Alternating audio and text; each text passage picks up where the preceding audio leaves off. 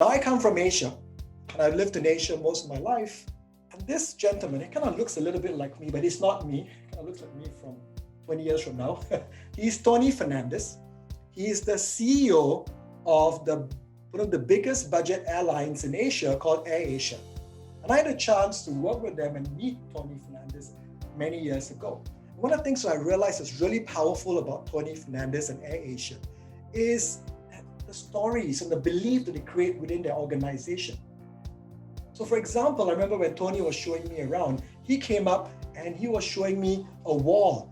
And on the wall, he was telling me a story about one of his baggage handlers. And he goes, this baggage handler came to me and said, I want to be a pilot.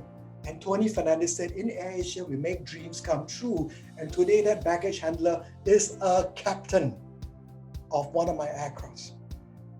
And there were many such pictures and many such stories. So it is so crucial then for us to start thinking about how do we create connection and belief in our organization. There are many ways for you to do that. I'm going to give you quickly some of these quick ways of doing it. Number one, of course, is reward and recognition. It's really powerful.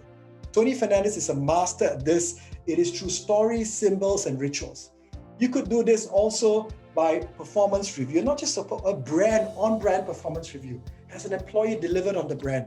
You could also do this, for example, through looking at, for example, your guidelines and creating guidelines, or looking at creating a nice communication campaign or training programs. So there are many ways that you can look at creating and engaging employees and creating belief in them.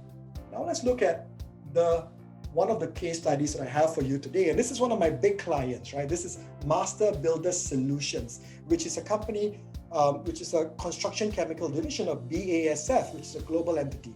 And I got into work with them, and I got the chance to work with them all around the world. And again, that's one of the things that we had to do for them. We created a whole series of training materials, guidelines. We even had this really cool book called Chemistry for the Soul, which is stories that employees could take and use to deliver to their customers, right? And they could use it in the language that they have in the meetings. So these were some of the tools that we created for them. So these are my 2 key points for all of you to consider. Number 1 is please find ways and opportunities to start using these tools for your brand and develop them. And be strategic in how you use them. It's like an internal marketing campaign in your organization. Use a mixture of these tools to drive connection and belief.